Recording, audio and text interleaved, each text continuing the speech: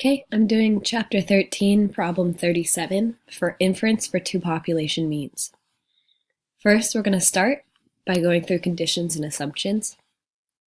With the randomization condition, the teacher actually stated in the assignment, in the question, that she randomly assigned all third graders to the programs.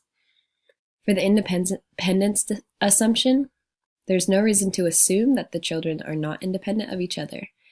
With independent group assumption, we have no reason to assume that selected groups are not independent of each other, given the randomization that the teacher stated.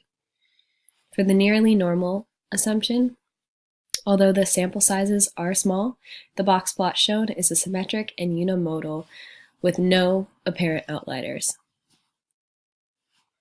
For the test of normality, we first state the alternative and null hypothesis. The null being that children tested are from a normal distribution. The alternative being children tested are not from a normal distribution. Then we go over to JUMP. We go to the distribution module. First, we do one for the control group, then for the group based on new activities.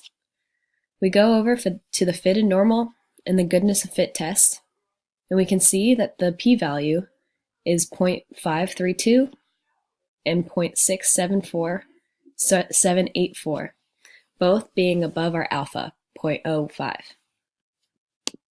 Because we found the p-values to be large, we fail to reject the null hypothesis. The data is from a normal distribution. Children tested come from a normal distribution. Then we go down to a test of unequal variances. First, stating our null and alternative hypothesis. We have the sigma of n is equal to sigma of c, n being the new activities and c being control. For alternative, we see sigma of n is not equal to sigma of c. Then we go to the fit y by x module on JUMP. And we scroll down to our Levine test, going over to see that the p-value is 0.4175. This again being above 0.05, our alpha. From there, we fail to reject the null hypothesis, meaning we have equal variances. Then we can jump up to see and get our t-test for our statistic. The null and alternative hypothesis for this being that mu of n minus mu of c is equal to 0.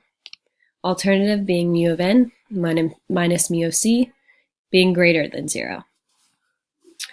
We can see here that the greater than probability gives us a p-value of 0.0335.